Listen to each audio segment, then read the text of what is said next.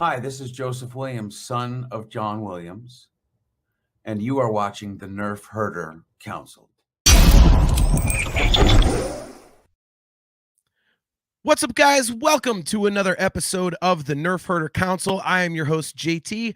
We are live on Facebook, YouTube, the Facebook page of the Virtual Cantina Network, and the YouTube page of the Virtual Cantina Network, as well as the Nerfherder Council Twitch page. If you are watching on YouTube, please don't forget to click that like button and click that subscribe button and smash that notification bell so that you are notified every time we go live. We are brought to you by Audible. Go to audibletrial.com/NHC for your 30-day trial. If you would like to get customizable Nerfherder Council swag, just go to shop.nerfherdercouncil.com. I think I got that wrong, but who cares? And if you'd like to get Virtual Cantina Network gear, just go to tpublic.com/user/virtual-cantina. Without further ado, let me bring on my globe-trotting friend and brother and co-host. Of course, you know him, you love him. He is AJ. What's going on, man? What's going on, brother? How you been? I am good. What the hell is the address for our shop? Shop.nerfherdercouncil.com, right? There you go. That's the one. There we go. I'm a little fired up. I'm a little fired up, so I have a lot to say, and I'm focused on that. So first things first, how was your trip? Oh boy, adventures. Yeah, adventures with all over the globe. I discovered what being pickpocketed in a foreign country is like. So as soon as I got to France, I discovered I had no phone. So that was fun trying to navigate a country on another continent without any means of communication with anyone. Good times. So yeah.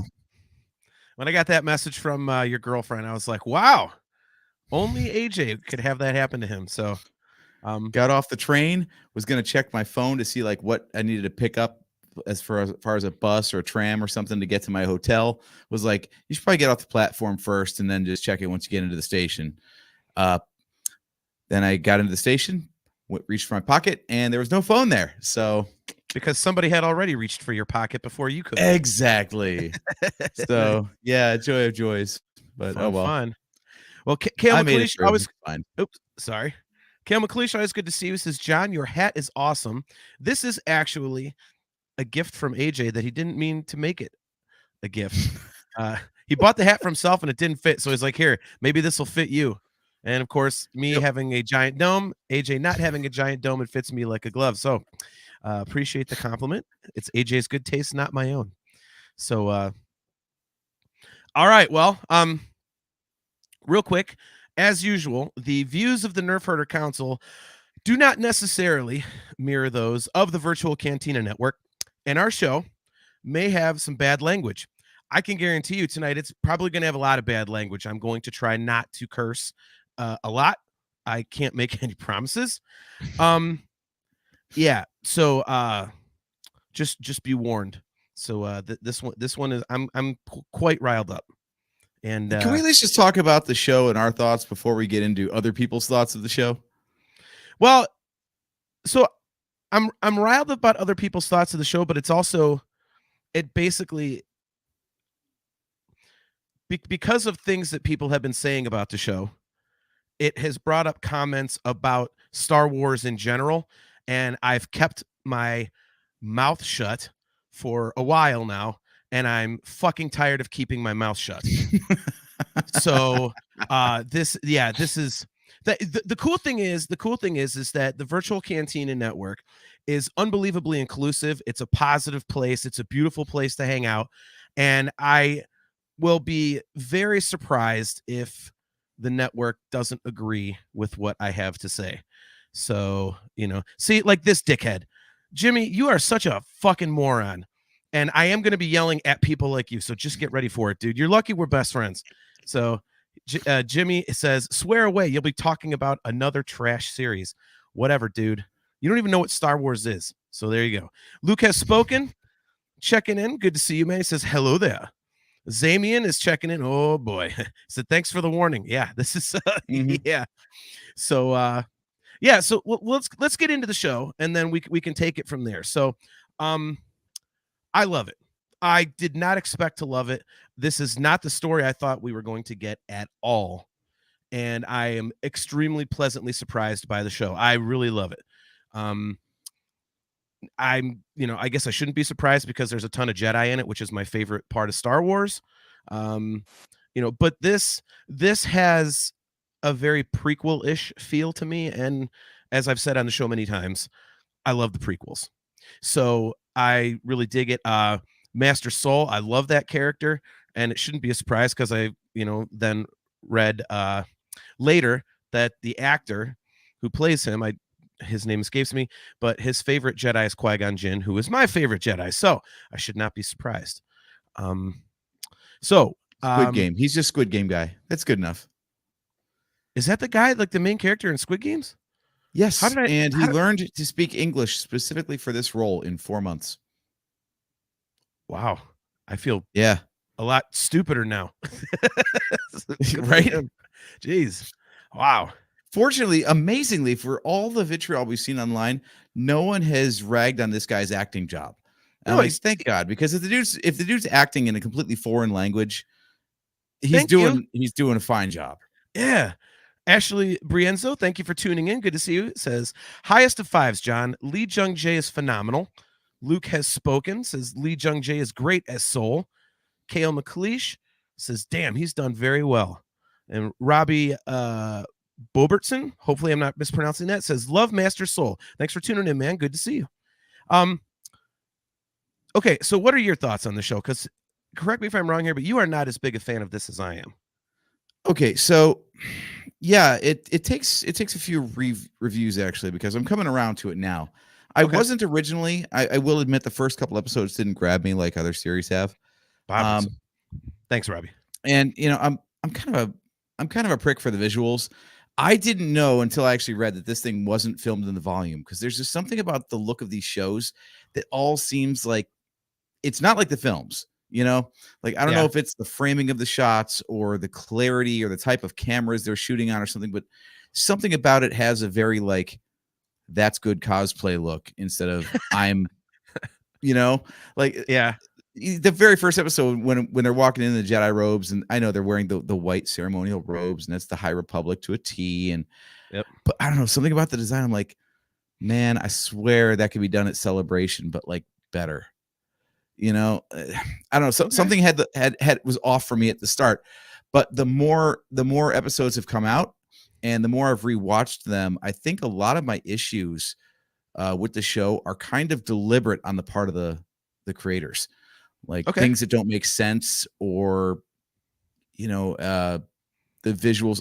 Everything about this show seems to be it's a mystery, and they said it was a mystery. So I think a lot of the stuff that I had an issue with is a deliberate misdirect, and I just need to calm my shit down, let the story play out.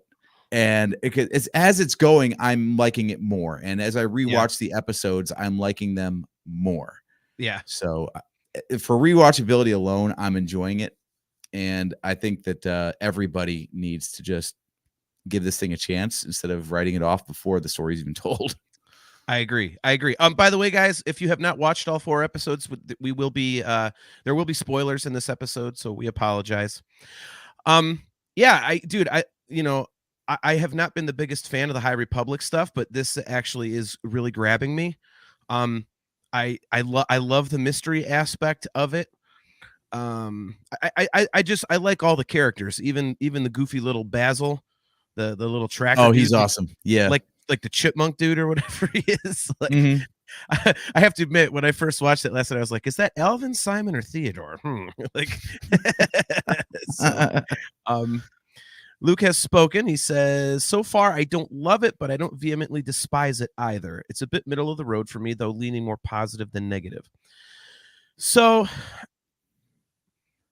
yeah, I'm loving the story. Ashley Branzo is a big fan of Basil. Says Basil was crazy. Sherry Evans Ellsburn says, I love Basil. Yep. Very cool character. It was almost like, Spencer, awesome to see you, brother. He says, this show is straight fire. Yes. Yeah, I love it. And the show is getting review bombed. And I hate that. I think it's fucking bullshit. And if I have to see one more asshole put something online saying that space lesbians made a baby, I'm going to puke. And that's what I'm pissed about, because I'm sick. That is so reductive. It's, dude, and you know what? I'm sick and There's tired. so much more to it than that. Thank you. And I'm sick and tired of the Star Wars is woke crowd. I'm sick and tired of the Disney ruined Star Wars crowd. Just fuck all the way off, okay? Oh, they ruined Star Wars. No, they didn't. And if you think it got ruined, you don't know what the fuck Star Wars was in the first place. You want to know what Star Wars is? You go to a Star Wars celebration, or you come on the virtual Cantina network, okay? That's what you do, because you don't understand a goddamn thing about Star Wars. I'm sick and tired of reading that crap, dude. I'm sick and tired of reading that crap, okay? There was already an immaculate conception, Anakin Skywalker, so there you go. It happened before, you cheeseheads. And, by the way, they were a coven of witches. And you know what? If they are gay, who gives a shit? Okay? Shut up. I have had this crap online, dude. I'm like, and maybe it's pushing me to like the show even more, but I've had it with that stupid, ridiculous argument. I have had it up to here. I am sick and tired of people politicizing this shit, okay? Just because you're on one side of the political spectrum or the other doesn't mean you got to drag it into Star Wars or make it something it isn't, okay? It's space wizards. It's lightsabers. It's spaceships, okay? It's not conservative, whatever, conservatism, liberalism, with the left, right, blah, blah, blah. It's not. So shut up and stop it, okay? Enough is enough. I am so done with it, dude. I can't handle it. Star Wars is supposed to be fun, and these assholes go out there and they review bomb stuff, and they got to post all their stupid, dumbass opinions, and we're shut up. Just shut up. And you know what? Is it called gaslighting or gatekeeping or whatever the hell I'm doing, saying you don't know what Star Wars is? If that's what I'm doing, then goddamn right. Gatekeeping. You know, yes, well, I know what Star Wars is, and I'm 16-0 in Star Wars trivia contest to prove it. And I've been at Celebration ever since 2010, and I think everybody should be involved. I think everybody should be included, and I think every once in a while, is there something you could look at and go, yeah, you know, there was the lesbian kiss in the end of Rise of Skywalker. Okay, that's like 3 seconds. 3 seconds. The movie was 2.5 hours long, okay? So stop it with this shit. There is so much more. But these assholes have to focus on this crap and turn it into something it isn't, and I'm fucking sick and tired of it. Fun fact, you know there was a lesbian kiss on Star Trek in the 90s? Thank you. Thank you. Yeah, Star Wars is like 30 years late to the party. So, yeah, if you want to talk about agendas, there you go. Yeah. And I'm sorry to rant, dude, but I'm just, by the way, you did well. We got like 7 minutes of Acolyte talk in before the rant, so. Well, we'll keep talking. We'll keep talking Acolyte. We have a lot of live viewers, and I think people want to be like, "What's he going to rant about?" So I'm giving the people what they want. But yeah, I mean, Spencer says, "AJ, please give JT a Snickers bar." yeah. Unfortunately, Spencer, this is JT. Like, I can't blame it on hunger. Yeah. No, he actually does speak for both of us, by the way. You're just way better at getting pissed off than I am. Sorry. No, it is. It's absolutely ridiculous, the things that people are getting pissed off about. Like their Star Wars isn't breaking any new ground here. And they're not even right with their criticism. Oh, the space lesbians. They're not space lesbians. Just because it's all women doesn't mean that they're just laying around all day being lesbians. And if they are, who cares? Exactly. But the exact lines that people are getting triggered about was the fact that one woman says, I carried them, and the other one says, I made them. Okay? There's nothing about those two even being a romantic couple. It's just that someone had to have a womb to carry children, and someone had the thread ability, we're calling it, I guess, to create them. So it's not even explicit lesbianism. There's no kissing, there's no hand holding, there's nothing. So if you're that homophobic, there's nothing in here to trigger you. So for people to get all pissed off about this stuff, it's because you're looking for something to get pissed off about. You just live your life looking for something that's going to piss you off, rather than maybe getting some degree of enjoyment out of stuff for a change, because it's a good story and it's at least something different. And I give credit for trying to do something different instead of hang another story off of the Skywalker saga. So this whole thing of like, oh, well, Anakin's the chosen one and he's the immaculate. Like, that's the whole idea, is that they've been expanding the idea that it's not just the Jedi and the Sith, that there's all kinds of other interpretations of what the Force is and how it's done, almost like religions. So to sit there and say that, oh, well, it's only the Jedi and the Sith and all the rest of this stuff is all crap and it's all woke. It's like, well, I guess you probably don't like Hindu or Buddhism or Judaism or name any number of other major religions you want, because apparently only the one that these people ascribe to is the right one, and everyone else is just wrong. Yep, dude, I completely agree. And we got some great comments in the chat, and people are going on. John Phillips, good to see you, man. Thanks for tuning in. He says, no, I'm just looking for good Star Wars. Well, look, see, that's the thing, John. Okay, if you don't like it because you don't like it, and if you're just like, yeah, I don't like the show, that's fine. But the people that we're talking about are the dickheads that have to politicize everything, and they're like, oh, it's woke, or this. It's not woke. I mean, stop it. I mean, if you don't like it because you just think it's a bad show or a bad movie, that's fine. I mean, that's totally cool. But when these people, unless it's Kenobi, then you get blocked from your own show. Well, yeah, because you're a stupid ass for that. But yeah, I mean, when people just ascribe their political beliefs into it, it's just cut it out, man. Like AJ said, like you're looking for something, and is it maybe a little more obvious than at times than it should be? I could maybe see that, but who cares? Who cares, man? If you're coming to Star Wars to do that, you're coming to Star Wars for the wrong reasons. And it's just I'm just so tired of seeing it. And this review bombing crap, just to, first of all, that's just stupid anyway. Okay. I don't know about you, AJ, but I've never in my life, for a single second of entertainment that I take in, either print or visual or, whatever, I have never looked at a review ahead of time and gone, oh, this has like a 20% score, I'm not going to watch it. I mean, I don't give a shit. I'm going to watch it for, so what are these people really achieving? Well, you think you're cool because you can run a bot and get a bunch of dumb fuck negative reviews? Who cares? Go get a life, man. Seriously. I'm just, it's a broader issue, AJ, and I'm just done with it. I hate politics. And when people keep bringing it in, it's like, just go away. Oh my God. It's not that important. It really isn't.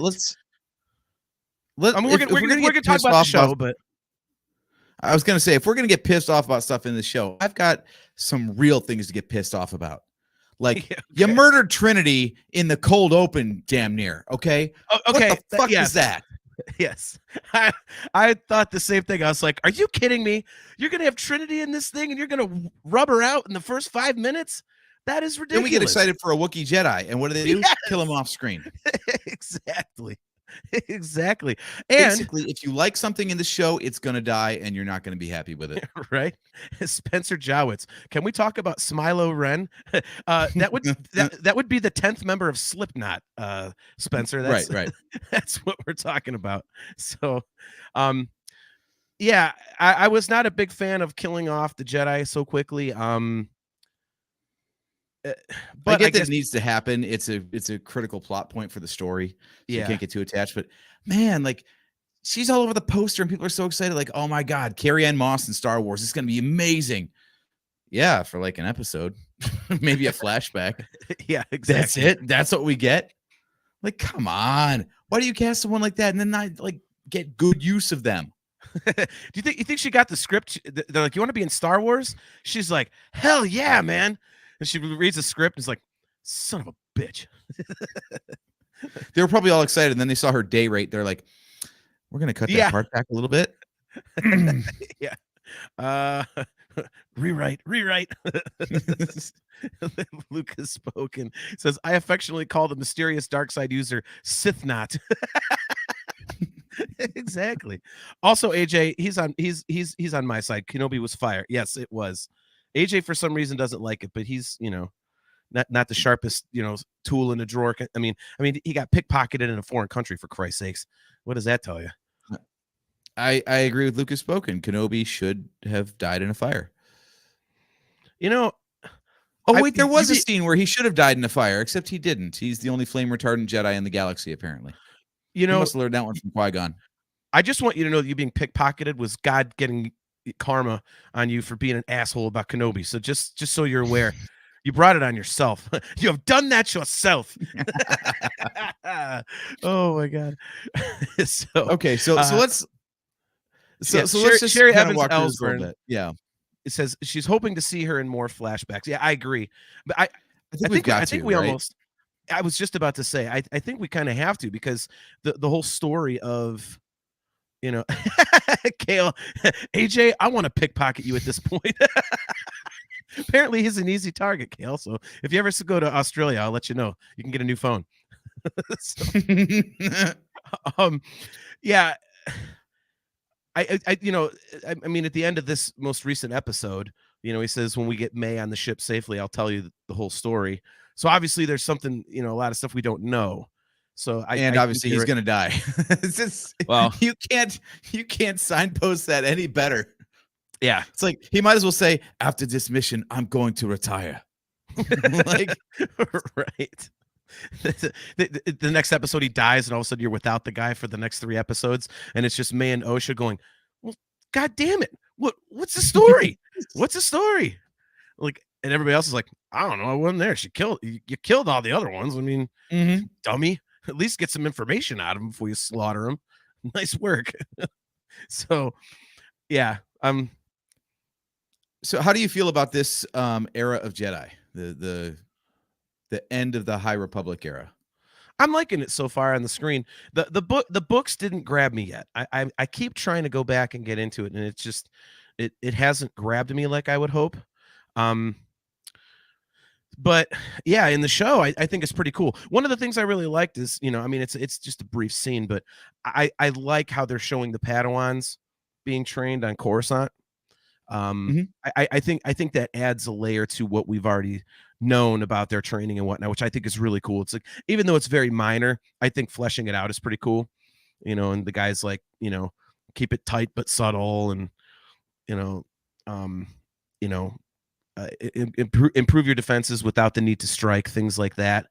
So I think it's cool. And honestly, it's really not that different.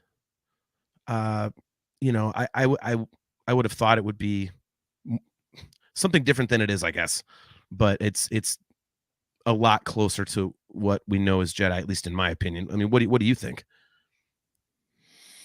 Well, I know a little bit more about the High Republic than you do, so I see a lot of that coming in, which is cool. Like, if you notice, there's different layers to the Jedi Order that we never really saw in the movies before, right? We've got the local constabulary. We got those schmoes on whatever planet Master Torben was on.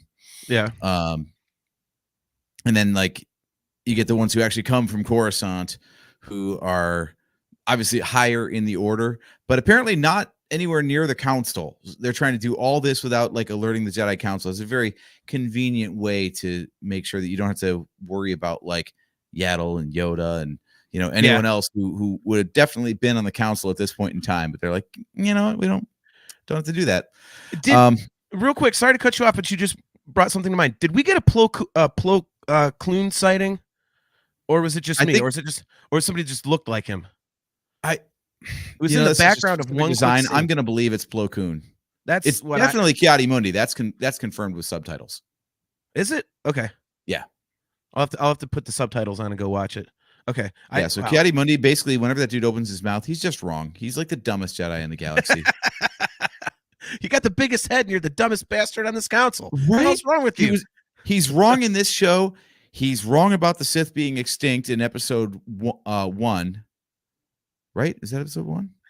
Yeah, the Sith being extinct for the millennia. Yeah, And he's wrong in, I think it's Revenge of the Sith. Whatever he says in that one too is just wrong. That's one of the deleted scenes in Revenge of the Sith. Is Kiadi Mundi opens his mouth to say something, it pops up, and Plo Koon just smacks him in the shoulder, like, God damn it, what is it with you? Well, dude, that's the real dirty secret. Is actually Order 66 went down, but his Galactic Marines didn't actually have their inhibitor chips triggered. They were sick of his shit. They're like, you know what? Fuck this guy. We're just gonna shoot him. This dude's a tool, man. Let's take him out. All right. So Right? Luke has spoken. Thank you for correcting us. He said it was not Plo Koon. It was a new Keldor Jedi named Ithia Pan. Don't know if I'm pronouncing that right. Apparently, tonight's my night for mispronunciation. Sherry Evans Ellsburn says Kiadi was also confirmed in the credits. So, Kale, if it was, my joke of what about the May attack on the Wookiee made a lot more sense. Nice. Yeah. No, so yeah, so the Jedi are cool. I like seeing the different layers to them. I was really annoyed because a lot of them were kind of unlikable as the show started off. Mhm. But I think that's kind of on purpose, right? Like this show is all about misdirects. Yeah. So like in the third episode where they just march onto the planet and they're like, "Hey guys, we kind of had to like hack our way into landing, but we're kind of allowed because we're the Jedi. So Yeah. whatever ritual you're doing here, you should just like stop and give us your kids." Yeah. That Like one took me by they were surprise. kind of shitty by design, I think. Like I think Yeah. that's like, what do they call it? Like an Assholishness. untrustworthy narrator or something, unreliable narrator. There's a term for like when you're deliberately not supposed to take what you're presented in a story at face value. And I think a lot of the third episode in particular was, I was like not on board with it because I'm like, this stuff does not make sense. Like she tries to start a fire surrounded by nothing but solid rock, but everything's up in flames, like that kind of stuff. It's like, it's too dumb to just be bad filmmaking. I'm like, I think we're not supposed to like the Jedi quite so much. I think they're portrayed in a kind of shitty light on purpose because we're getting someone else's point of view outside the Jedi. I could see that. And like Master Jord, is that right? He's over your right shoulder right now on the feed. Oh, Yord. Yeah. Yord. Sorry, Yord. Yeah, like he's kind of a prick. I think he's supposed to be. The whole legacy of the Jedi is that they were victims of their own hubris. So I think we're seeing that in this show, I think. Probably on purpose. That's what I was going to say, is that I think, the High Republic's like 200-300 years ago, and this is kind of near the end of that. So they're starting to get into that, kind of outlook and attitude that was on display in, the prequels, kind of getting up their own asses and stuff like that, and just kind of being a little too cocky and powerful. And, so it's kind of like this, the very beginnings of that downfall that we saw. Which I think is cool. I totally agree with you. That episode where the third episode where they just show up and they're like, "Hey, yeah, we're just gonna do this." Yeah. I was like, "Wow, what a bunch of dicks!" This is crazy. But it was also kind of cool. I thought, again, it kind of adds something to the story, which is one of the things I really like about this show, is it's adding some cool layers to things. Like, we've never seen the Jedi, like, how do they get all these younglings and Padawans and stuff? Well, they, apparently, they just go take them sometimes. So, there's not like there's not like a way station at the Jedi Temple, like where parents are like, "Hey, my kid made the couch float. Can you test him, please?" Like, so it's like, there's nothing like that. So, yeah, I think it's cool. I really like how they've done that. And again, I think the characters are interesting. I love the whole sister thing. Like, one's good, one's bad. In the episode they're hollering at each other like, the Jedi are good, the Jedi are bad. Like, that's cool. It shows that the galaxy is not 100% pro Jedi, which we knew, but I thought that was cool. And seeing all the different masters, I think, is interesting. And like I said, it's just the character of Master Soul is just so cool to me, because it's but I've always been like attracted to the Jedi that are like just super good guys. You know what I mean? It's like, my favorite Marvel characters, Captain America, the squeaky clean. And Qui-Gon Jinn was coming from, he was kind of a slime ball in a way, but he was coming at it from a pure spot with the Force. Like, he's got a different outlook. He's like, well, this is what it's supposed to be. So I thought that was cool. And Soul, like, there's something about the guy that's just like, seems like no pun intended, like the tortured soul. He's got this secret, and I love that. And I think, I can't wait to see how this plays out. I think there's a lot of stuff that just doesn't line up on purpose. I think, like the thing of how the hell do both of the twins think that their sister is dead? Yeah. That's what I'm waiting to find out. And And clearly they had a very different version of events. So whatever did go down, who knows? But it seems obviously that the Jedi did something very wrong. yeah. Well, and and the whole I saw May fall. I'm like, well, what? For some reason I just imagined like the drop being like 10 feet. It's just really dark. So like she fell. He's like, oh God, and she's falling and she lands and it's nice enough. She goes, ooh, that wasn't bad at all. Okay, and she just marches off like I'm gonna go train to be a Sith. F these guys. He let me fall. So like, Luke has spoken. Says they're pulling a Last Jedi situation where we don't see the whole truth, like with Luke and Ben. Yeah, I like that, and I thought that was a cool idea. John Phillips, I think, is branding himself as someone who absolutely does not like the show. He says, so the Jedi haven't learned anything. Wow, that's an original idea. John Phillips. Yeah, but this is further back in the hater. timelines. They're going to be stupider. Yeah, stupider. Yeah. So... And by the way, if I alienated anybody with that little rant, I apologize, but it's just, that just drove me nuts. So hopefully I didn't get us in trouble with the network. So, Kale McLeish, we watch her fall and hear Scott Stapp's isolated vocal. Maybe 6 feet ain't so far down. Okay. See, now if I had to hear Creed in this show, then I would hate the show. So I am very, very far from being a Creed fan. Not a fan. But yeah, I just, I thought this was going to be like a super dark show. And I know we had read, okay, it's a mystery, whatever. But I thought it was going to be just like dark side, dark side, dark side, red lightsabers and dark scenery and all this kind of stuff. Like, it's not what I expected at all. So yeah, I think it's cool. I like that they've done something different again. So it's kind of a left turn from I think, at least from what I expected, which I really like. And yeah, honestly, dude, like you said, like when you rewatch it, it gets better for you. I was grabbed by it immediately. I mean, I was telling you, off air when it came on, I was like, dude, this show's great. I'm loving it. Like, I'm absolutely loving it. And, yeah, that was not my experience. I watched the debut, with my girlfriend and her son, and we all kind of compared notes, and we're like, it's all right, I guess.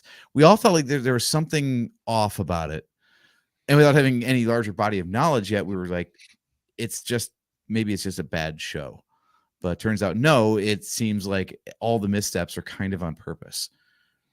I don't know if that's the sharpest way to do a episodic release of a show, like to purposely make bad TV to be like, oh, it's supposed to be bad, so it gets better later.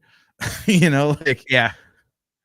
Well, to show events and not actually let on that like what you're seeing is not really the final version of how things went down. Yeah, that's new for Star Wars. So I get what they're trying to do, and I hope that's what they're trying to do at least, because otherwise, yeah, I've got tons of stuff. I'm like, this does not make sense. This does not connect, and blah blah blah blah blah. But I'm going with the theory that it's on purpose, and in that case, cool. I'm willing to give it the benefit of the doubt. Yeah, I am a little pissed at where they cut these episodes, though, man. This end of the 4th episode, I'm like, are you kidding me? Are you freaking kidding me? That's where we cut. Well, it's a good cliffhanger, I thought. It's a good cliffhanger. It's it was like, whoa, look at that. Yeah, it's gonna. I can't wait to find out who this dude is. I mean, I honestly think it's just gonna be some dude. I don't think it's gonna end up being somebody that we've heard about before or know. I really think it's a fresh character. Kale said he and his dad had already figured it out, so I'll be curious to see from the chat like what he has for a theory. Do you have one? Oh, no, I do not. I tend not to think these things through, though. I like going through the journey, and I kind of focus on what I've already seen. Like I said, I just think it's a new character, and it's kind of, I don't know, maybe Knights of Ren-ish, I think. I mean, it kind of does look like one of them a little bit, but and I love the look of that character, by the way. That was cool as hell. It wasn't just your standard, bad guy mask. It was weird looking and industrial and really kind of dingy. I thought it was cool, man. John Phillips says it's apathy, not dislike. After the disappointment of Obi-Wan, Boba Fett, and Ahsoka, Disney has made me not care.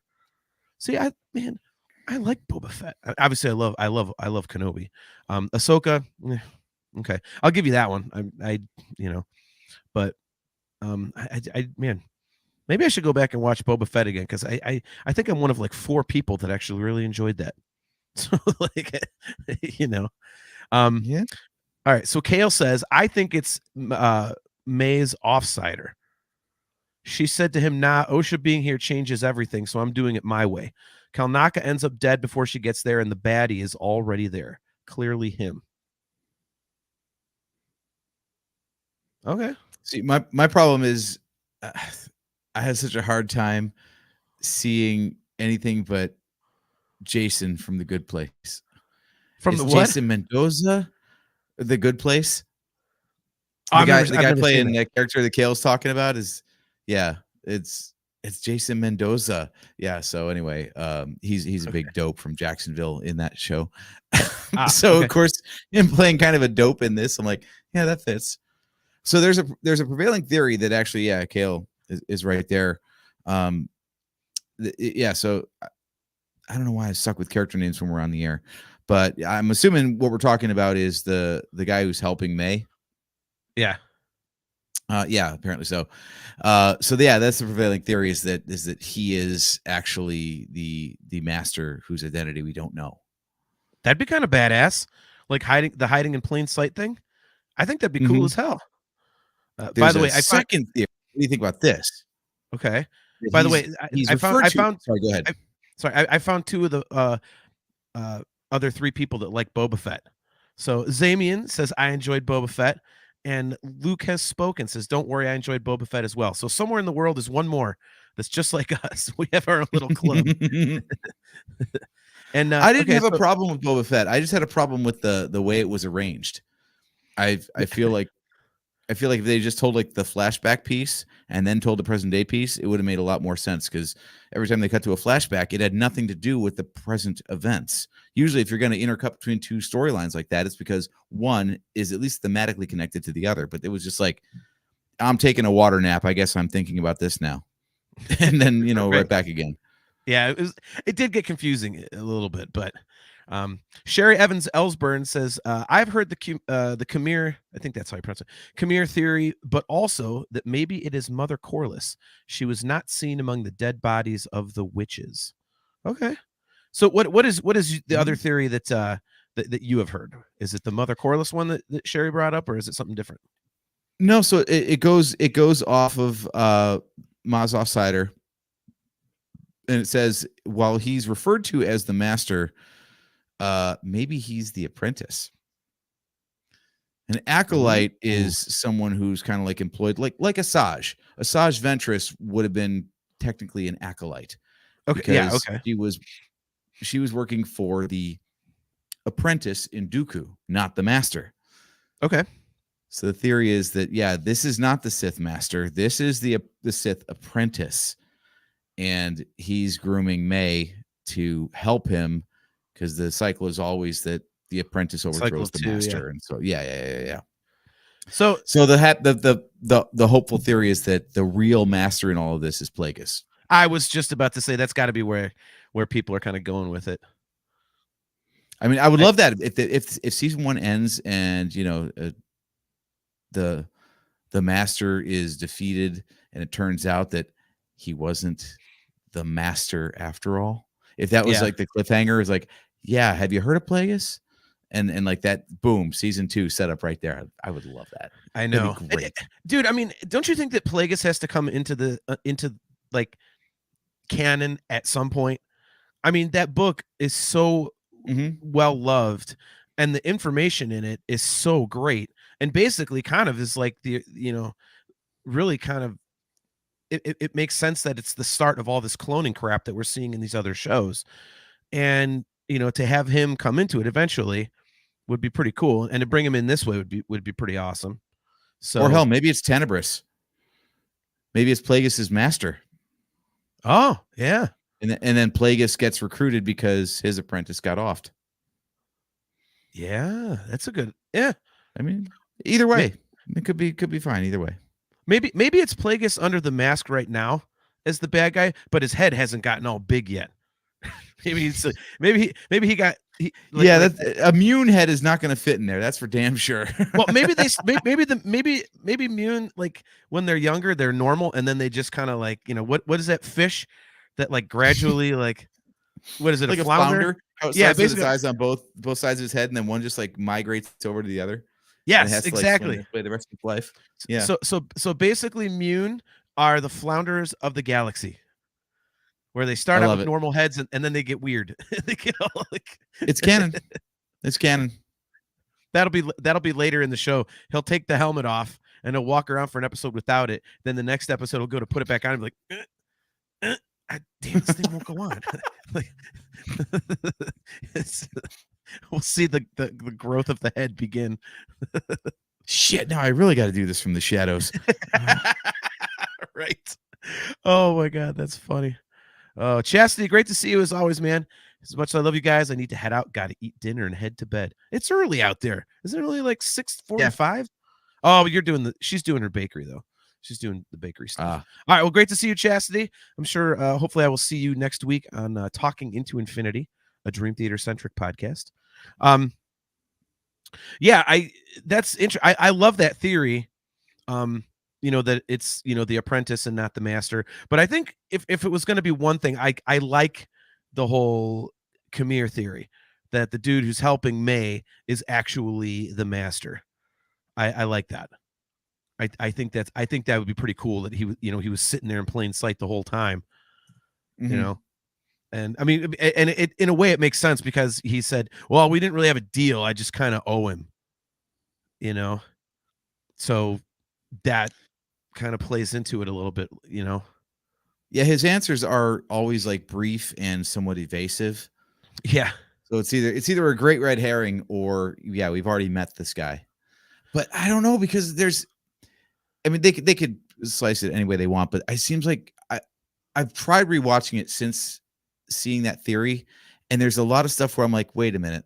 Like I thought, for example, in this last episode where he's like, all right, I'll go get you some more water. And I'm like, oh, right. And then, he's gone.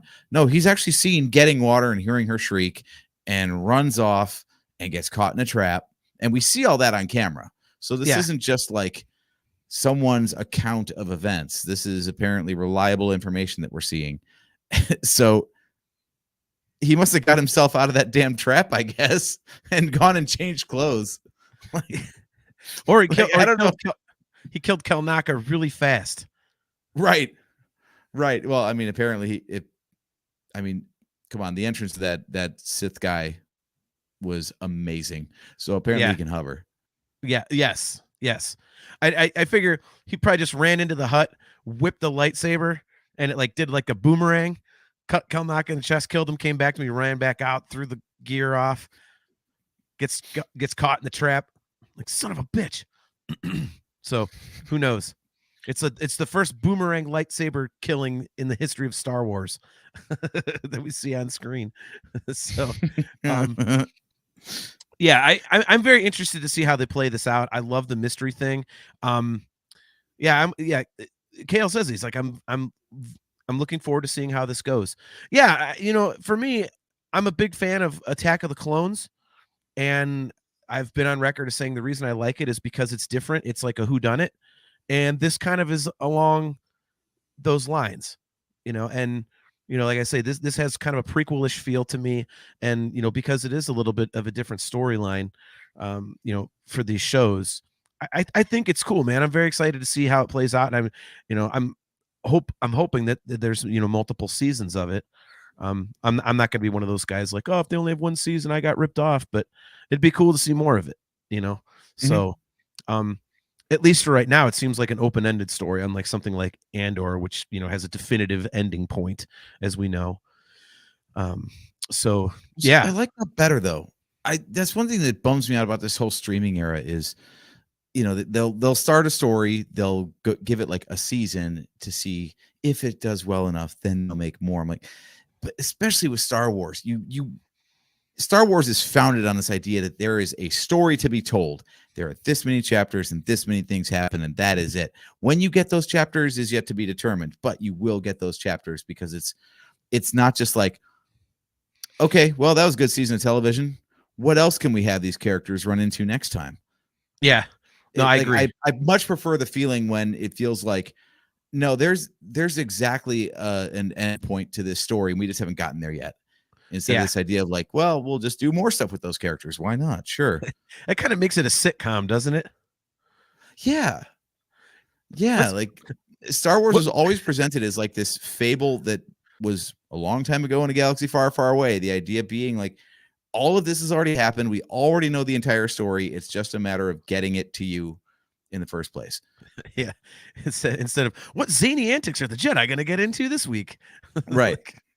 They could do to have like the breaks be like the Dukes of Hazzard, like have something happen and then just have it freeze frame and have some narrator be like, now don't you get the feeling that Kalnaka's not going to survive this lightsaber boomerang? Like something stupid like that. But yeah, no, I completely agree. And you know what's fascinating to me also is I love that they're coming up with stuff that like they're like, oh, we could totally explain this. Like they're still seeing things that can be explained, and for the most part they don't seem superfluous, like they're trying too hard to find content, like like when they're expanding more on on the High Republic, and they're showing the Jedi training, the Padawan training and things like that, and then like showing how the Jedi actually go about collecting younglings or what in the show and stuff, like little things like that. It's cool. It's like, I mean, it doesn't feel shoehorned in. It's like you see it and you go, oh, so that's how that happened, which I think is really, really cool. I like that they're adding on to it, but they're not doing it stupid. The only thing that I don't like, and I was going to bring this up, Gail McLeish looks like Ocean's bitten off more than she can chew. How's she gonna get out of this one? Tune in next week. Same intergalactic tune, same intergalactic channel. Exactly. The zany adventures of the Jedi. So you mentioned something earlier, and I will say something that I do not like. I don't like the idea that the Force has different interpretations. Like I think in the show, like with the Witch Coven, that's called the Thread, I want to say. I have to admit that I'm not a big fan of that. I like it being the Force because, and just having it only be the Force, because that's supposed to be like, we've always been told it binds the galaxy together. So to me, I would like it better if that was the only iteration. We just have the Force and not these people like interpreting it. There goes your light. There it comes. I'm not against it, I suppose, but I think it's cooler to me if they would just leave it as, everybody kind of, goes through the Force and whatnot. Because I don't think like the Force isn't like a religion. It's not like a religious thing. It's like a, binds us and whatever, penetrates us in the galaxy. I mean, Jedi is like a religion, Sith and all that. But so that's all fine. I just think, people having different, ways to use it. And I mean, it's okay. I like the idea of the Force being the one singular thing. So I think that was the only problem I really had. Well, I don't think it's that they're introducing something apart from the Force. It's just, it's called something different in this Witch Coven. That's all. Yeah, that's true. It's the same thing. It's just referred to as something else. It's like the same idea that multiple, religions in real life have the idea of a soul or, reincarnation or an afterlife. But, what that afterlife is called is different by religion. But the idea of an afterlife is kind of pervasive throughout them all. Yeah. So I think that's okay. I can see that. And we started to get that a little bit with Rogue One, didn't we? With like God damn it. Come on, help me out. Chase and Barrett. Baze and Chirrut. Jesus. Chase and Barrett. Wow. It's like a brain fart on top of a brain fart. Wow. Guardians of the Wills. That's what they're called. See, Yeah. I was gonna say that, and then you busted out with cheese and beer. And I was like, he sidetracked me. And then I thought beer cheese. I'm Oh. like, wow, you're way off track. Anyway. That's yeah. I was like, beer. What? So anyway, yeah. So we started with this idea that like the Jedi aren't the only ones that believe in the Force and have like an idea of how it works. And this is just like an extension of that. Like the Night Sisters, same thing. The Night Sisters, you know, they're using like magic and stuff like that, but really it's tapping into the Force. It's just like Later, dark Zamian. side. Good to see you, bud. Peace out, Zamian. Thanks for tuning in, man. But yeah, so it's just an idea of like someone else is using the Force. They're calling it what they want to call it, but I don't think it's anything different. It's just a different name for it. Yeah, So I'm good with that. You know what? I will stand corrected because I like that interpretation. I think mine was wrong, so I will admit that I am wrong, and I will say that yours and Kale and others that believe that I think are correct. So JT, you're interneting wrong, okay? You're online. You don't admit you're wrong. You dig in harder and you blame Kathleen Kennedy. No. Oh, that's another one, dude. I'll leave that. You know what's funny? My boss is one of those Kathleen Kennedy killed Star Wars people, and I can't fight him because he's my boss. I've told him many times. I said, dude, I'm so gonna rant on you on my show. So please don't decide to tune in. Bring him on. Oh God. Let's have a throwdown with the fate of your job hanging in the balance. I want to tune into that one. I won't even be a host on that one. I'll be a moderator. There we go. It's not. As for interneting wrong, you know what, dude? If I'm gonna like go full, just like, flame, just like napalming a certain faction of the fan base like I did to start the show out, I damn sure cannot have a double standard and like go do stuff that they would do. Oh my God. Yeah. Kale, the day you retire, you're gonna let him have it. He's a couple years older than me, so I think he's gonna retire before me, but the day he retires, then yeah, I'll make sure he's out the door. I'll run off into the parking lot. Like, you're officially not employed anymore, correct? He's like, yep, I'm done. I'm not on the payroll anymore. Well, you're a goddamn moron for not liking Kathleen Kennedy. Get out of here, Star Wars jerk. Oh my Lord. Yeah, no, I think that's cool about this show, that this idea that like the Force, and Luke said it himself in episode 8, the Force doesn't belong to the Jedi. It's everywhere. And so, okay, so other people use it differently. That's okay. Okay. Yeah, I'm down with that. I hope they don't lean into the Immaculate Conception thing too much more. I thought it was cool with Anakin. I can't say that I'm a big fan of the whole May and Osha thing, just because, like I said, I liked when Anakin was, I think it takes away some of Anakin's power to do it again, I guess is the way that I feel. I'm like, it doesn't feel as special. It doesn't feel like he's, I don't know. I liked when it was like a singular event. I think I'm not totally. I'm not against it. I just hope they don't in other areas start being like, oh, there's Immaculate Conceptions everywhere. Like, damn. Like then it doesn't seem as cool, Well, I guess it depends on your interpretation of those events then, doesn't it? Because, it's been not said for sure, but, it's been hinted at, of course, that it was Palpatine and Plagueis dicking around with the Force that actually caused Anakin's conception. So it wasn't the Force being altruistic and being like, hey, we need this guy. Instead, it was the Force kind of pushing back and being like, oh, you're trying to cheat death and create life. Well, good. Then I'm going to fulfill your prophecy, and it's going to be your own undoing. Wow. So I like that idea that maybe like, if Plagueis is part of this, maybe Plagueis gets the idea for dicking around with this stuff by seeing that these witches managed to do it first. And he's like, that's the path to immortality. Okay, I got to learn that. I like that. That's kind of cool. I like that outlook. Yeah. Okay. So John Phillips regarding Kathleen Kennedy says she hasn't killed it. She hasn't helped it either.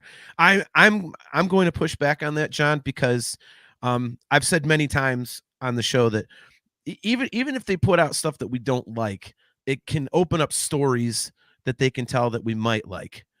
So for example, I was not AJ and I both, neither of us are big Rebels fans, but there was some cool stuff presented that we then got to see, which I do like. So, she, if it wasn't for her, we wouldn't have all this like awesome new content. I mean, let's face it, Disney Plus itself is basically, it was pretty much a Star Wars platform, and look at all the cool stuff we have there. I mean, you've got all the indie stuff and the National Geographic stuff and Marvel and all that. It's like, I mean, so that in itself is pretty damn cool. So I would say that she has helped it. So have I loved everything? No, but I love that it's there because it can give us something else. So I think that's pretty sweet. So yeah, I mean, Sherry Evans Ellsburn, she's on the same page. She says, without Kathleen, we would not have so much content. Yeah. John Phillips says that's not necessarily a good thing, though. I mean, look at Marvel. Well, quantity over quality can be a real thing. Yeah, okay, but see, that's a different thing. We'll get back to the Acolyte in a second. John Phillips says she's not a storyteller. Well, but she's putting people in place that are. So at least she's not trying to pull a George Lucas during the prequels where he's like, he just had yes men around him and he's going to do whatever the hell he wants to do. I think the Marvel thing, does he not know what we're doing? Good Lord. Right. Get in the chat, Joe. Like the Marvel thing, I think is different because that was an already established universe and these characters already existed. And I think the problem Marvel has run into is that, like, for an average like fan like me, they're starting to pull characters out that I couldn't give two shits about. It's like I don't care about a lot of these new things that they're displaying. I'm like, look, I like Captain America and Iron Man and the Hulk and stuff like that. It's like but Star Wars, they don't have that problem. They can just keep creating new stuff, which I think is cool. So yeah, and people forget the idea that it's okay to not love everything. It's such a broad and diverse fan base that it's okay if you don't love everything. Maybe it's not made for you then. Maybe someone else loves it dearly, and that's okay. Yeah. We're not fans of Visions. I'm not an anime fan. You're not an anime fan. That's not to say that anime sucks or no one should like it. Yeah. So, okay, fine. So we don't watch Visions. If you love Visions, great. Go ahead and love Visions. It's perfectly fine. It's not this idea that, like, you have to like what I like. Otherwise it's all crap. Like, why are people not allowed to like things that you don't, and vice versa? Dude, it beats me. Well, no, I take that back. You have to like Kenobi because you're a dummy. So there, I'll throw that in as a caveat. So there you go. Now I have a double standard. Damn it! There's the double standard. I'm gonna make you hate that show more because I'm gonna I keep ramming it down your throat. Like, this show is even worse now. Every time I'm gonna try and rewatch it, but then I hear that idiot in my head going, "You suck for not liking this." So maybe I just need a better TV or something with a brightness setting that goes up higher, because I just can't see what's happening half the time. Well, maybe, could be. All right, so get to the last few minutes here. We'll give our final thoughts. Again, for anybody who's go ahead. I was going to say, for anybody, no, I was saying, for anybody who tuned in earlier, who's been here the whole time while I was busy screaming and cursing, I apologize. Hopefully the network doesn't kick us off. Whoa, there, giant bug.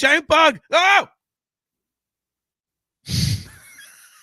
fuck that. All right. What was that? That was a bug, man. It was like, I'm like, what is moving? I'm down here alone. You must have loved this latest episode of The Acolyte then, because wow. Yeah. Holy crap. That cool. This goddamn thing landed on me. Okay, we'll close Apparently the shop. all you got to do to derail our show is just get a bug in there. Screw bug that. in the studio and John loses his shit. Oh my God. Okay. Forget that, man. Woo. Forget that shit. Wow. All right.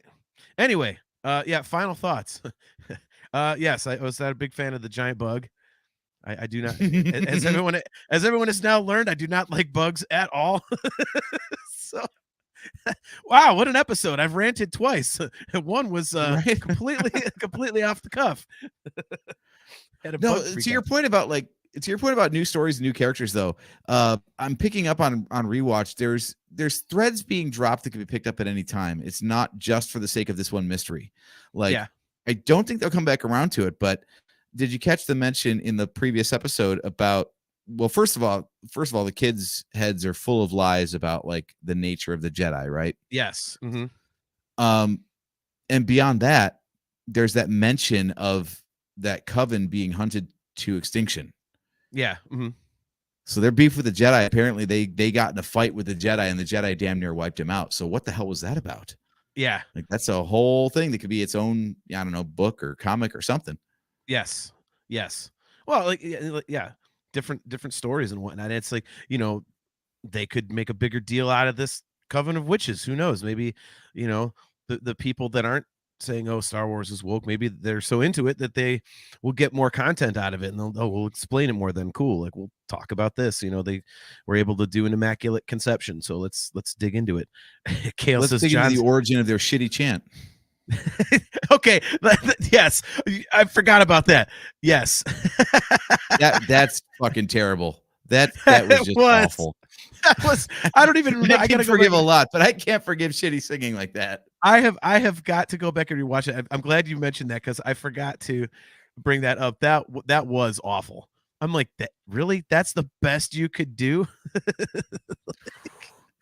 Like, what the hell, man? It's like they just run. Did they need like a song? Like, did they finish filming everything and they went, oh man, we need a song, and someone just did this horrible. Yeah, that's good enough. Just put that in. Mm-hmm. Go, just do it. CG it in there. Like, that was really bad. Very bad. Yeah. So there is one thing I really hated about the show, and that was it. But yeah, I think overall, dude, I'm loving it. I think part of the reason I'm liking it so much is that it is such a surprise. And a pleasant surprise. I figured I would love Andor because we're huge Rogue One fans, so that one was a no-brainer. Did that goddamn thing land on me again? Go away, you pecker-headed little bastard. God damn it. Now I'm all gun shy, man. I'm looking around for this stupid bug. God bless it. Anyway. Fantastic. Kale wants to know what the chant was. I don't remember because I think I tuned it out. I was like, I'm not going to. The power of one, the power of two, the power of many. That, yeah. God, so bad. So damn bad, man. Yeah. Oh my God. Ooh. Yeah. So I'm really enjoying it. I'm interested to see where it goes.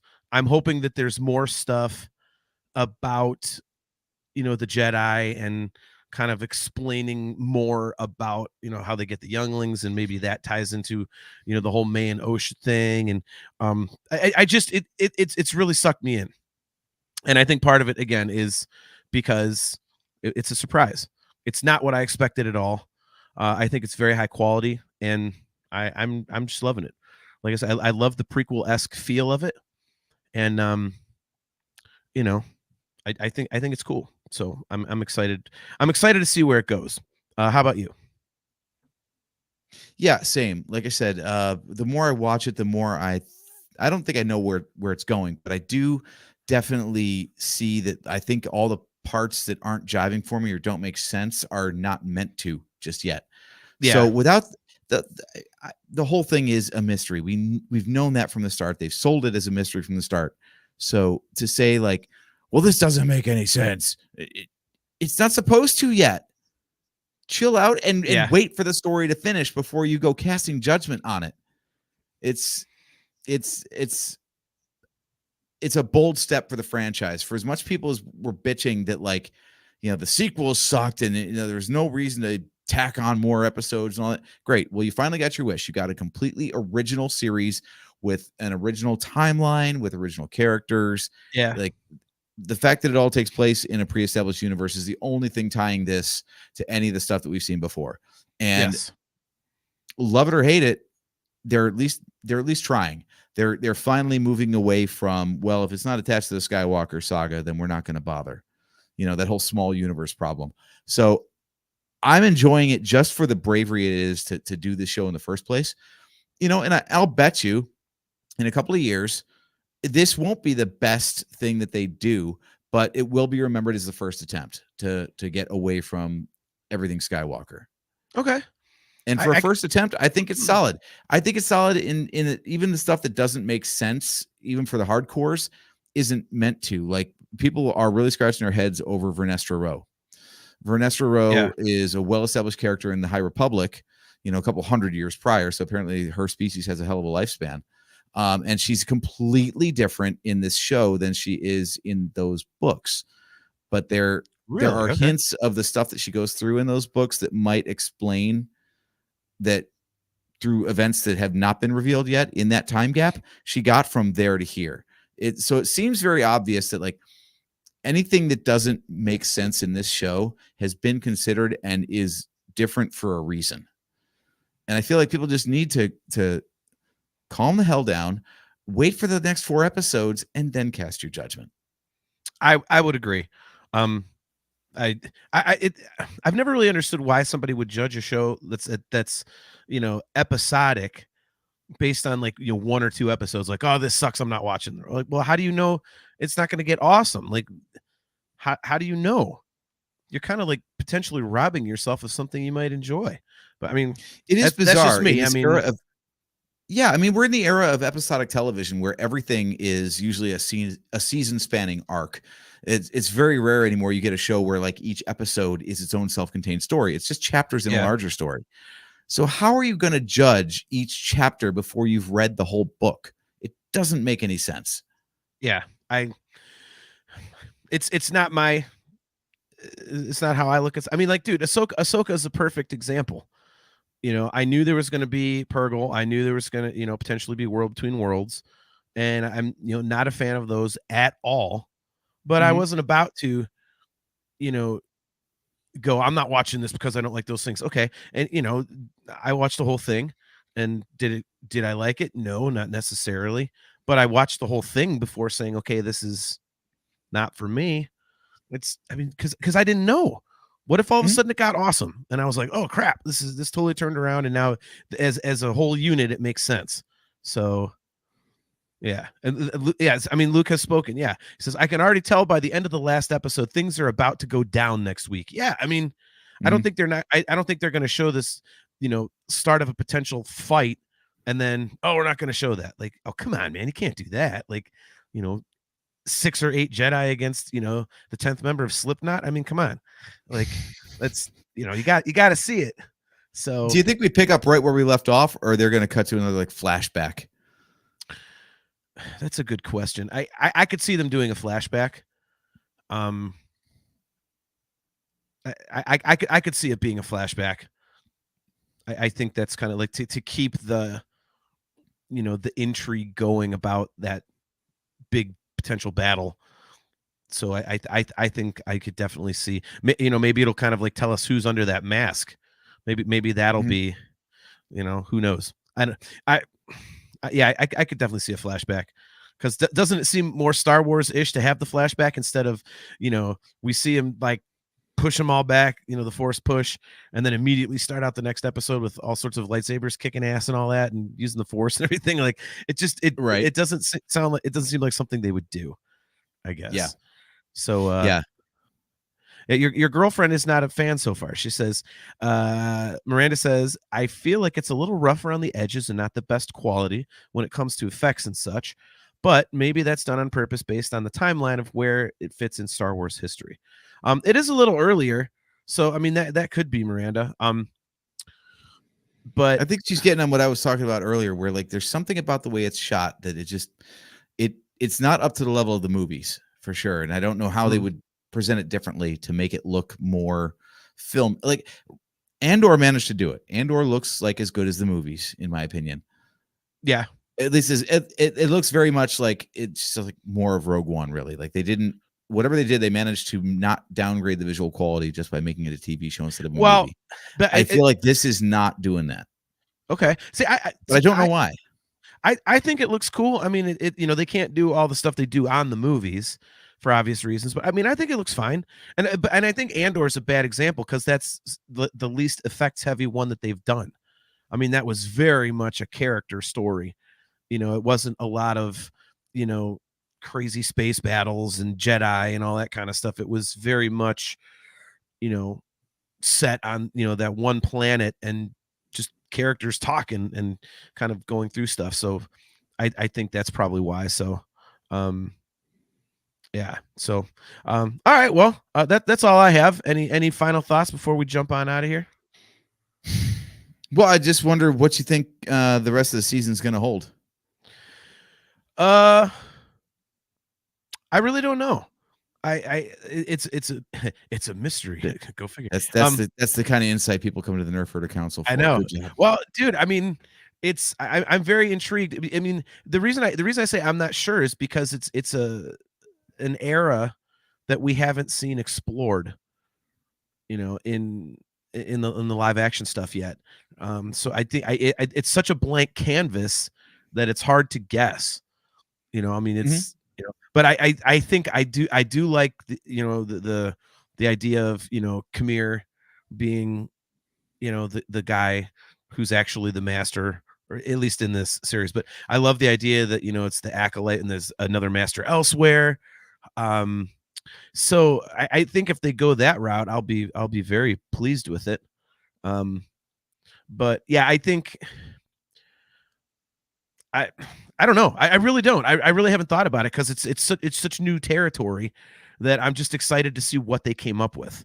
It's so cool to see, like I said, use the term again, a blank slate, to see what they actually are doing and where it's going and the potential for stories after it. So I think, I'm very excited to see that. So I'm curious to see how this lines up with, well, we already determined that Ki-Adi-Mundi's full of shit, so I think that's really the only explanation necessary. But this whole idea of like the Sith have been extinct for millennia. Well, what about that dude like 100 years ago that, zipper face? Like, so clearly, like, zipper face. This guy is a Sith, right? We're assuming he's a Sith. He's got all the hallmarks of being a Sith, and yet 100 years on from now, the Jedi are like, we hadn't seen those guys in like 1,000 years, man. So how does it not get back to the council that this guy was a Sith? Because he's killing all of them. None of them lived to tell the tale. That's what I'm thinking. That's what I'm thinking, right? But that means that everybody that we're seeing on screen in your wallpaper right now is going to be offed. All of them. And Ki-Adi-Mundi's yeah, that's what I'm looking forward to, is seeing like how the hell this lines up with all the stuff from the prequels. Ki-Adi-Mundi's too damn dumb to tell him. Like, what happened to all those Jedi? I don't know. They went on a mission and there was like the twins or some shit, and I don't know. Like, dude, Ki-Adi, do you pay attention to anything? The hell's wrong with you? You're wrong on everything you say. You don't know what happened to the Jedi 100 years ago. You were there, man. I don't know. What the hell do you want like from 10,000 of us across the whole galaxy. Yeah. What, we're down like 6. Bro, who cares? Yeah, exactly. He's just downplaying the death. He's like, the hell do I care? We made more. The hell do you think the younglings are for? They're replacing the cannon fodder. We just lost a master last week because it tripped on his own robes and fell over a cliff. What's the big deal? Wouldn't it be great if we actually saw stuff it's like losing one ant in a colony? No one gives a shit. That's what they start doing in these shows. Just show like this random Jedi deaths. It's like clumsy stuff. It's like you said, just trips on his robes. Like, ooh, you get the guy in the background and you hear that awesome, make it a Wilhelm scream. Like, he just goes over like, ah. And a few minutes later, they're walking like, hey, where's Master Jingleberries? I don't know. He was here a minute ago. I don't know. Maybe he went back to the ship. It's just Master Jingleberries. I love it. That'd be awesome. Just for, like, they wipe out the clumsy Jedi. He's like, his lightsaber won't. One of them is like the lightsaber won't ignite. He's smacking. He's like, "Come on, man! Like, this thing's not working." It ignites, goes through his face. Like, like, well, they're culling the herd, as it were. So, all right. Well, I guess that'll just about do it for this episode. We've We had a very animated rant to start out with. I got attacked by a random bug, and now we're talking about clumsy Jedi dying on screen. So go figure. Yet another rousing episode of the Nerfherder Council. So yeah, thanks everybody for tuning in. We appreciate you guys, all you people in the chat.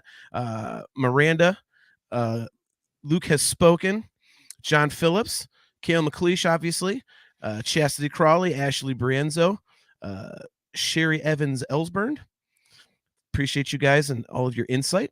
As always, if you are just tuning in for the first time, we appreciate chat comments, and we like it when you guys kind of drive the conversation and throw your 2 cents worth in. So feel free to join us again. And by again, I mean in 2 weeks on Wednesday, July 3rd at 8 p.m. Eastern Standard Time. So that'll be the next time you can catch us. We might not be on the network anymore, depending on how pissed off they are with me and my little fit there. But yeah. So guys, once again, we are brought to you by Audible. Go to audibletrial.com/NHC for your 30-day trial and a free audiobook download. If you would like to get customizable Nerfherder Council swag, just go to shop.nerfherdercouncil.com. And if you'd like to get Virtual Cantina Network gear, go to tpublic.com/user/virtual-cantina. And guys, if you're watching on YouTube, click that like button, click that subscribe button, and smash that notification bell so that you are notified every time we go live, like we did tonight. And I promise that I won't rant like that again. And if I do, it's not going to be for quite a long time. But you know, sorry for drawing a line in the sand there. But I feel like that just you and I, like you said, you are on the same page as I am, and I think it needed to be said. Because that vocal minority gets their say, and you know what? We have a show, so we get to have our say too. Mm-hmm. And there you go. So I think it's credit to the show that it's pissing that many people off. If you're pissing people off, then you're doing something right. Actually, I'm not trying to piss people off, man. I don't. No, not you. Not you. This show. Oh, okay. I was gonna say, like, I don't like that clickbait shit. So nope. Kale, no more fun John rants. No, they'll happen, Kale, just not on that grand scale, probably. So John Phillips, I appreciate the debate, man. He says, your passion. Don't worry, Kale. As soon as Geode comes in and saves the day, then you'll get another John rant. Yeah. Oh yeah. Yeah, that's very true. That's very true. That's the hidden hero of the entire show is coming up is a giant rock. Oh, see? Geode pissed him off so much he froze. Oh no. All right, am I back? You're back. Okay. Well, we did have a one last comment, and then there's a reason I might have dropped out because we had a tree fall in our yard, and our lines are still ripped off the house, the internet lines. So maybe that had something to do with it. Sean Hines, good to see you, man. He says Jedi Bob Newhart will wake up next to Sheldon only to realize it was all a dream. Nice. All right, nice guys. Reference. All right. Well, that's going to do it for another episode of the Nerfherder Council. Appreciate you guys tuning in. Again, we will be right back here on Wednesday, July 3rd at 8 p.m. Eastern Standard Time. Appreciate you guys. And AJ, what more can we say? I'm the host or a host. I'm JT at Dog Pound Jedi. He is AJ. At Drake Adams 579. And we will catch you guys next time.